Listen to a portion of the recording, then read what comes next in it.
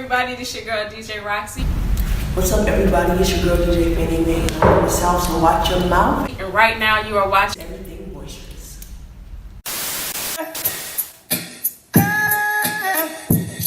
Now tell me who wanna fuck with us? Ashes to ashes, dust to dust, like man. And let your fucking brain turn snitches. Fuck all the paper bitches with riches who carry 22s up in they hosiery. I'm not telling when my father bustin' and loaded me. Jiggy just finished slipping the key and dipping the D's. Don't hate me. Nicky Barnes for hitting my mom's letting the comment pop. Nigga, I was born in the.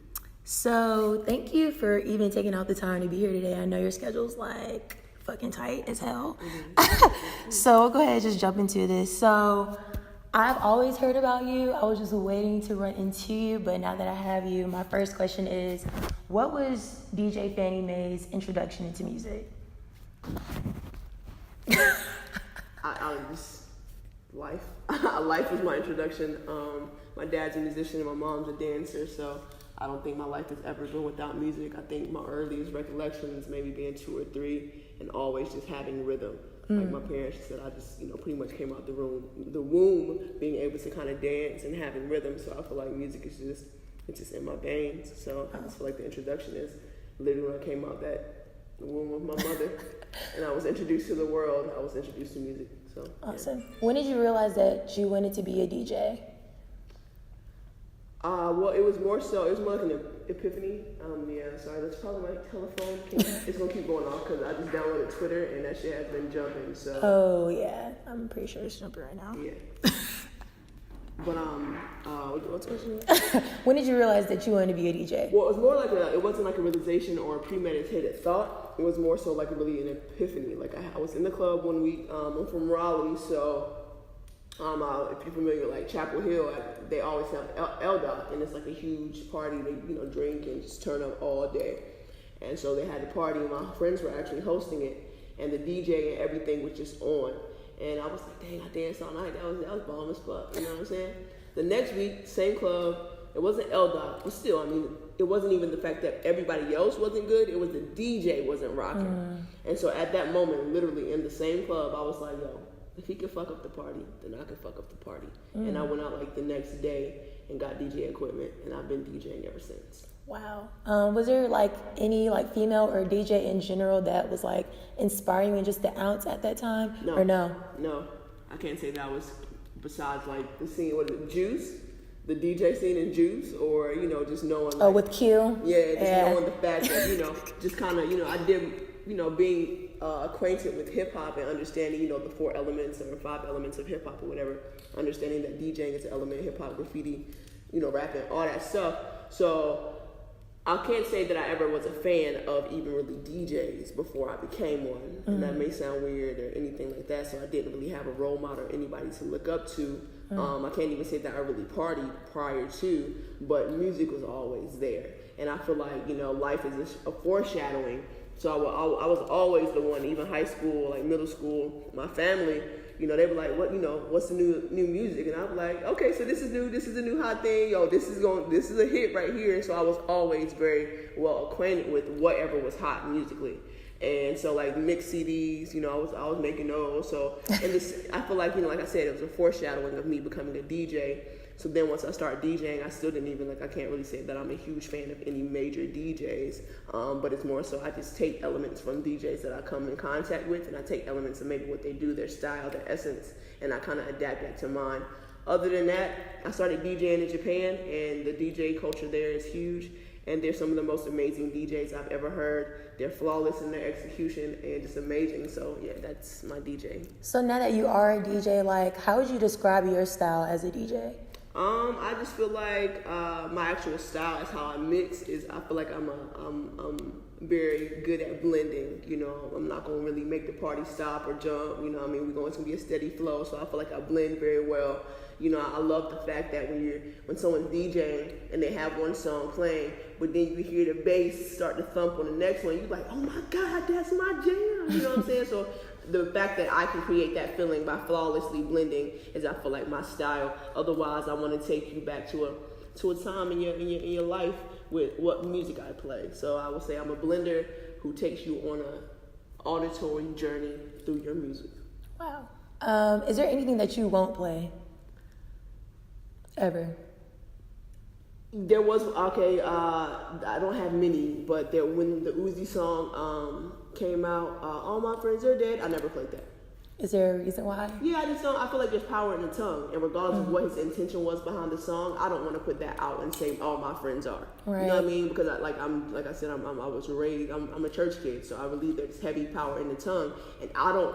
If I'm playing that, I'm influencing an atmosphere, and I don't want everybody under my watch saying that. Because for me, it's all about positivity and creating great energy where we feel like we're family and we're having a good time. So, yeah. So I think it's pretty safe to say that even if you're not like consciously aware of it, like you do have influence. So I would definitely have to ask you, like, is there any adversity that you've ever like came across or that you felt like as a female DJ or just like on the rise in general? I can't necessarily say adversity because I feel like, life is just, it's full of adversity. I mean, it's never without it. You know what I mean? There are things that I've battled with and struggled with more so recently than probably ever before with just in myself and understanding because, I feel like maybe I'm not aware of my influence all the way, but I know that I want to be such an influence. And so with knowing that, I just want to make sure that I'm being effective and so I feel like a lot of times I want to be put on more things, or I feel like I should be getting a call to be hired to do more things. And so within myself, I had to say, patience, young grasshopper.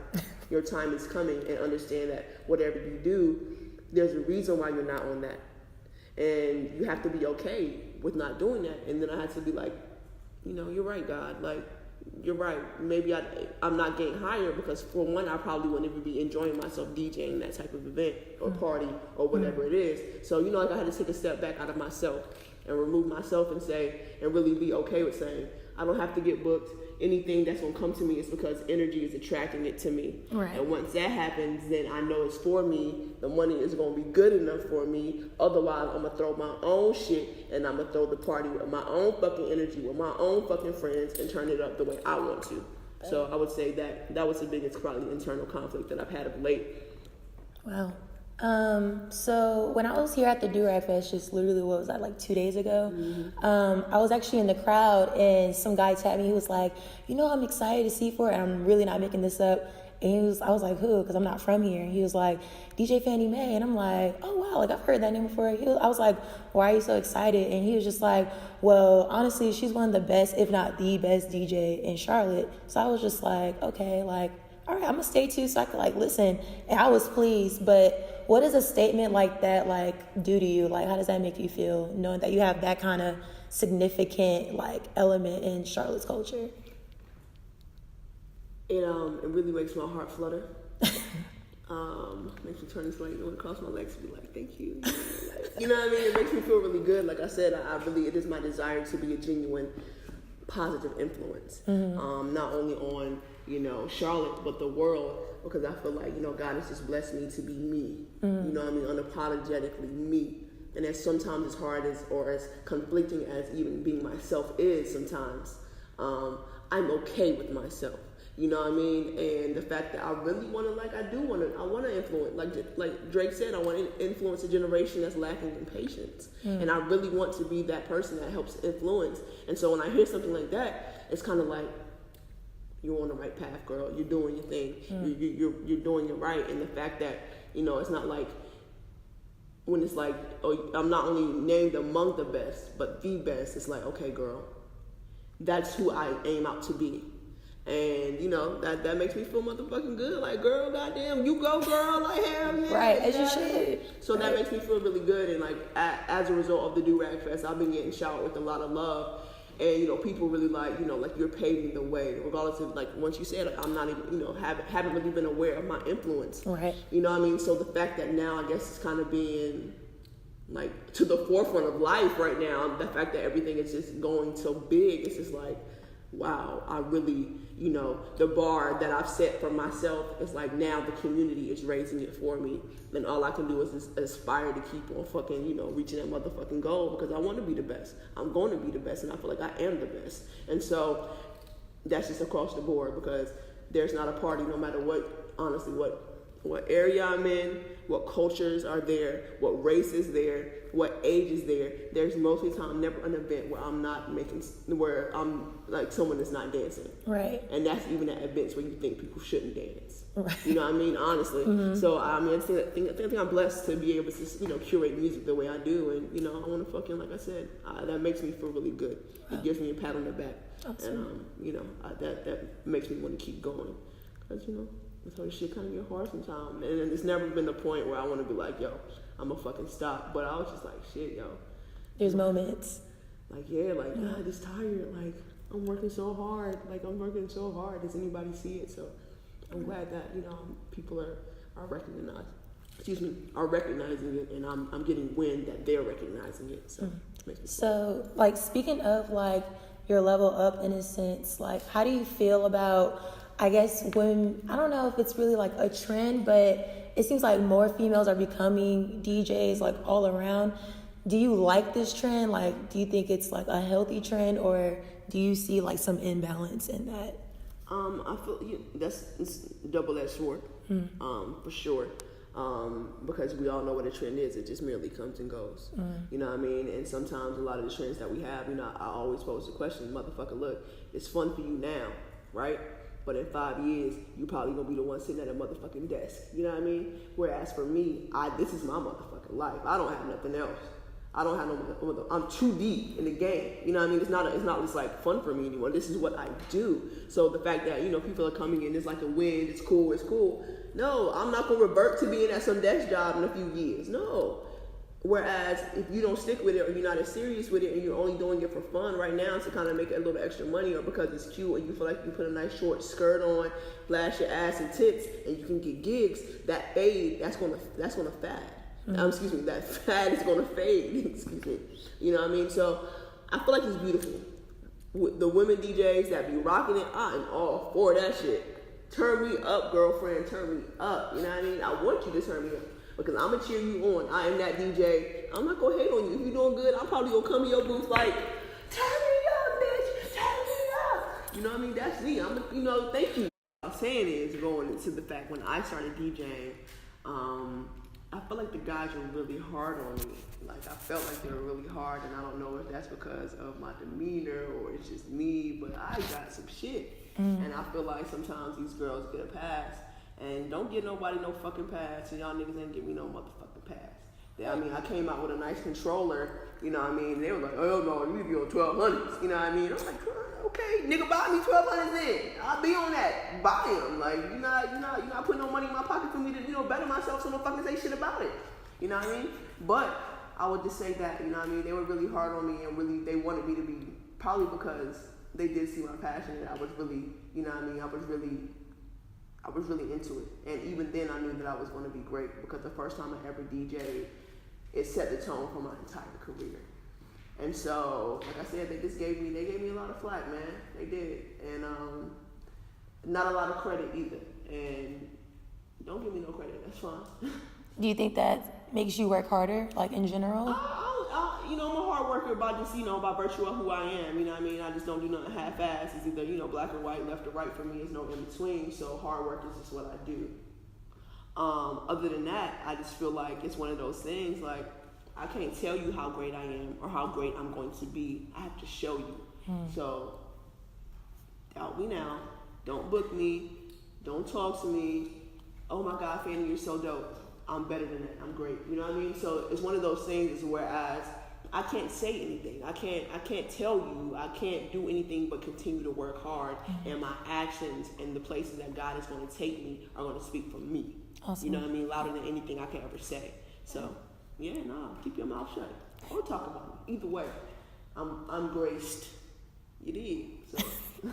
So speaking of like trending things, Durag Festival has been trending like everywhere. Like I woke up and I was like, whoa, it's on Gossip, it's on the Shade Room. And I actually came across you because I was helping out with the fashion show aspect, and I thought you were a model. Like, I really thought Fannie was a model. She was like, "You a model? Come on." I was like, come on, we're out here about to start lining up. And Lisa was like, no, like, she's on the model. I was like, oh. And I was just like, okay, we put two together. I was like, oh, she's a DJ. Okay, bet. And then when I seen her spin, I was just like, oh, like, she's a DJ. Okay, bet. So, like, how did you even get involved, like, with the Durag Festival here in Charlotte? Because this is massive. It's still being talked about. Yeah, girl, it is. Wow. We knew it would be big, but even I think the levels or how high it's going, I think it's even blowing our minds right now. But last year, Joseph Heaton, I think that's his name, Head Graphics on Instagram, they had a Durag march in Raleigh. You know, that's my hometown, so I'm very, pretty much aware of a lot of things that go there. And me and Dan and Wesley, we saw it, and we're friends with Joe and everything. So we was like, dang, that's dope, man. We always wanted to do something ratchet and beautiful like that. Let's give them a call and see, bring it to Charlotte, because we've been throwing the damn Fannies and doing our thing as a collaborative collective for about 4 years now. So we're like, yo, we know that we can take that shit to the next level. So he was like, hit up Joe and see what we could do. We was like, we got a location, we got a time, we got a date. Are you ready to motherfucking take this to the motherfucking moon? And Joe was like, yeah. But even then, I don't think he was ready for it. And we were like, we're dead. We're going to take it to the moon. And Jimmy brought on Lisa Michelle. So in between Hair Graphics, Joe Heaton, Damon Wesley, myself, and Lisa Michelle, we coordinated Durag Fest together and birthed something amazing. So yeah, that's pretty much how, the conception and the evolution of Durag March into now what is Durag Fest, and the world has now seen it. So. Why do you think it was so important for you guys to have it in Charlotte? Because the turnout was amazing. Well, this is the place. This is our home. I mean, we're filming this right now on Black Market, and when you get asked the question, what is Black Market? It's a community. It's a family, and we as a family and community, we are tight here. And we knew if we all come together, that shit would be amazing. And honestly, that's what the fuck happened. We all came together as a fucking family and community and blew the motherfucking shit out the water. Because, that's the thing. Like, Charlotte is like that place that has this crazy ass imbalance with ratchet ass, bougie black people, and then hood ass, real hood people, and then this amazing, eclectic black, pro black power, I'm artsy, but it's just a weird mesh of people. But the overwhelming theme between all these people is that we love being unapologetically black. And so that alone, having something where we can come and be unapologetic is something that not only Charlotte needed, but North Carolina needed. Agreed. You know what I mean? Yes. And so the fact that, it's a major city, like Raleigh was cool. I love Raleigh. I'm from Raleigh, you dig? Raleigh is home forever. But knowing Charlotte, and the fact that this is a party, like we have a party culture that's pretty heavy here. Knowing that they're going to want to come and party, knowing that they want to show their ass, just knowing Charlotte and the community that we have built, and like I said, the family and the community that we knew they was going to show out. So, yeah, and they did. They just don't disappoint. So shout out to Charlotte, North Carolina, the 704, the Queen City, for showing their ass. You make me proud. You make me so proud. Thanks.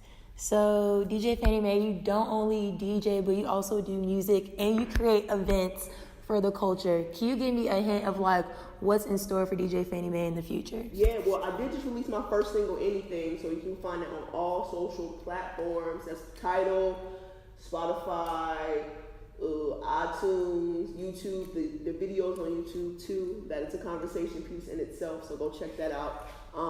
And next from that is just my album, a full album. It's gonna come from me, and you're just gonna hear some of my thoughts and hear my perspective on life, love, and relationships. So that's next, as well as and continue to curate shows. I have something, as you see, I got grills in my mouth. I'm doing something for those who love grills as well. Oh wow! So come either get grilled up, come get molded, or wear your grills, and we're gonna all shine together. So we're gonna keep doing shit for the culture for sure. So there's a few hints of what's coming up, but stay tuned for sure. Okay, thank you, DJ Fannie Mae. This is awesome. Thank you so much. Thank you. Thank you for having me. Of course. Touch the water, yeah, walk on top of water, yeah, slide.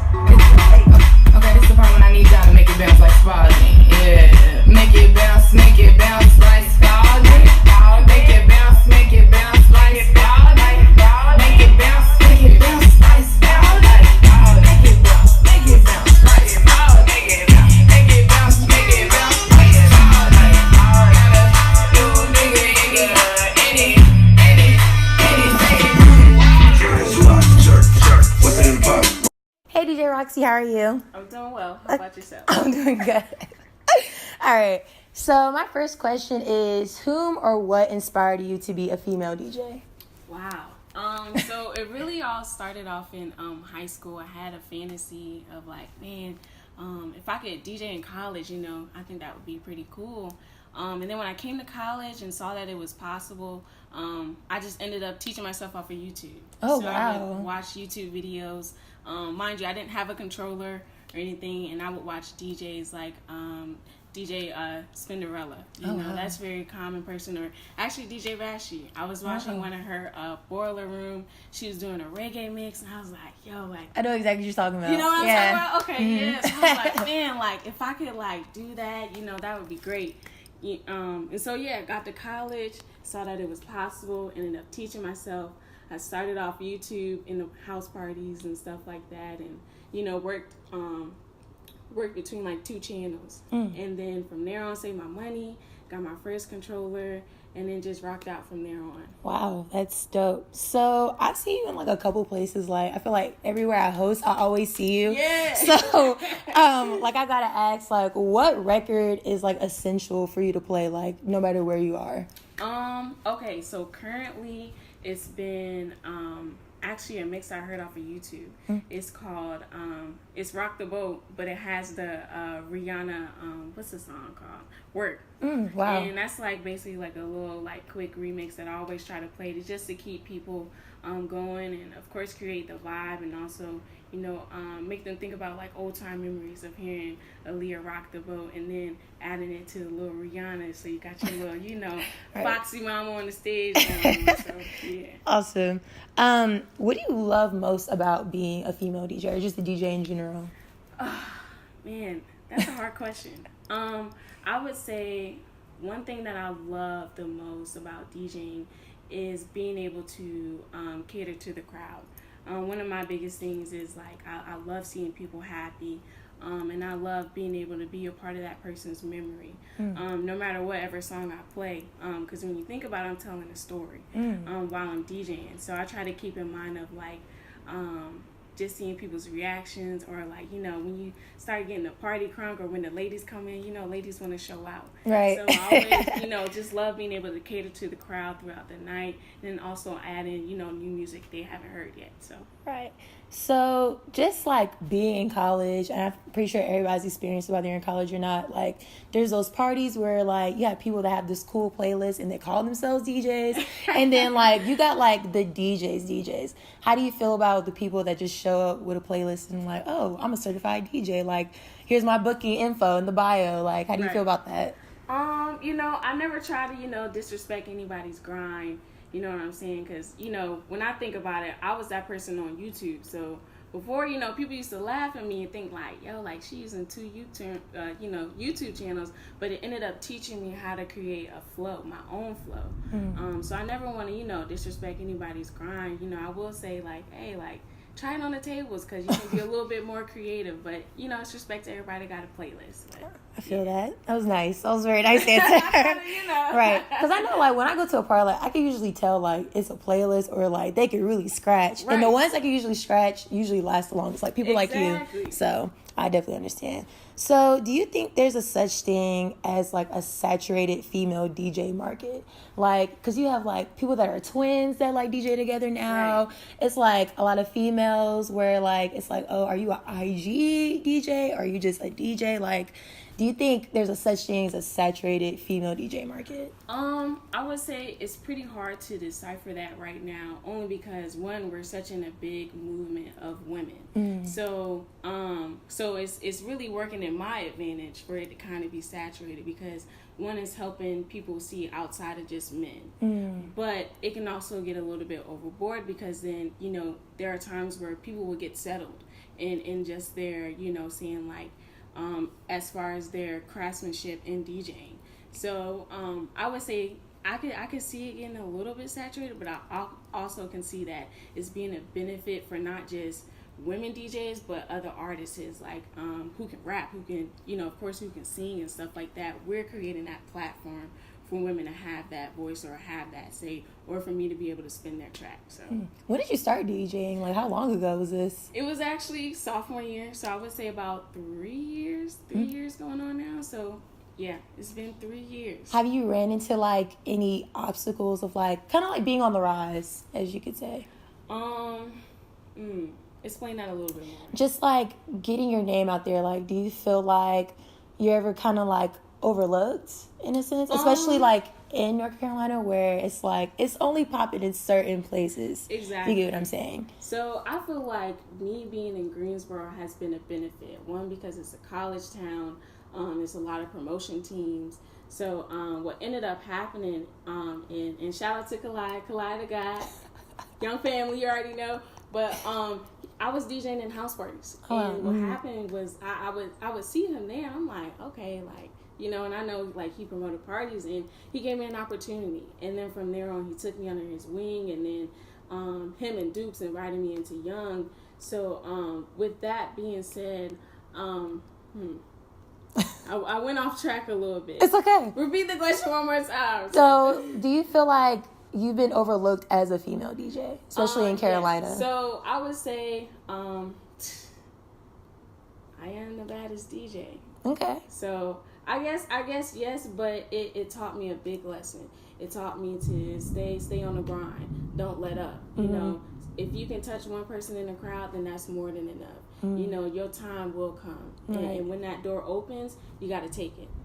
So I want to say, you know, it's okay if I get overlooked, but just know, like, when people see me, they know who I am. Okay. So do you feel like you do get like the necessary support for like the most part? Absolutely. I get a lot of support from my friends, my family, the team that I'm a part of, Young Family, and just within that is more than enough. And just being able to, again, like, impact people's lives, that's what it's all about. Wow, great answer. So like one of the most important questions like I wanted to ask you, since you know you are in this industry as a female DJ and you do automatically stand out, do you feel like male DJs and female DJs get the same treatment in your eye? Oh man, it's just, I would say no, only because it's not a lot of female DJs getting noticed. But the ones that are noticed, they're crafted, they know what they're doing, and they own that title to be up there as well as with the fellas. You know, it's just you know, you kind of go back to thinking about it's a male dominated area. You know, and then now because we're on this big women's movement, you know, women are starting to be noticed. They're starting to be seen, and they're being heard. What can we do like more, I guess, to kind of eliminate like the male dominated like DJ industry, or is it something that's just going to take time? I believe it's, of course, something that is always going to take time. It's a process because it's something new that you're looking at. It's like, of course, you're used to seeing a guy up there, but when you're seeing a female up there, it's like, what? Like, it's a female up there? So I would say, you know, continue to encourage, uplift. And even if you know somebody that knows somebody, like say, hey, like, you know, I know a female DJ who's really good at this and that. It's just really about getting the word around, and of course trusting your process. You know, there's always an opportunity, and even before that, there's things that you have to learn before you can get to the next level, and then it continues forth. So wow. So my last question is, what is DJ Roxy's ultimate purpose, and you know, what does her journey look like? Ooh, DJ Roxy ultimate purpose is, of course, to share love, create memories for people as they're at the parties, and to enjoy, to be an influence, and not only just use my platform for music, but for any areas, you know, else that's in my life. But yeah, continue to share the love and through music. But yeah. Awesome. Is there anywhere from that you're thinking now that you feel like you would want to take your DJing? Like, would you want to take it to like New York or like outside markets? Yes. I would actually love to travel and just learn other people's way of music, what their genre is, and then being able to adapt that into my, of course, DJ crates and all that. But I would love to travel. I would love to go to New York and maybe even do like a boiler room section. Yeah. You know, that would be pretty lit. You gotta get that. You gotta get that in the mix. If you're watching this, get this in the mix. But maybe go to Amsterdam for a little bit. Awesome. Yeah. And definitely Texas. I see that Texas is a really big spot for music, and it's starting to grow. There's actually female DJ out there. Her name is DJ Ari. She's really, really, really good. Oh, wow. Really out in Texas? Yeah, out in Texas.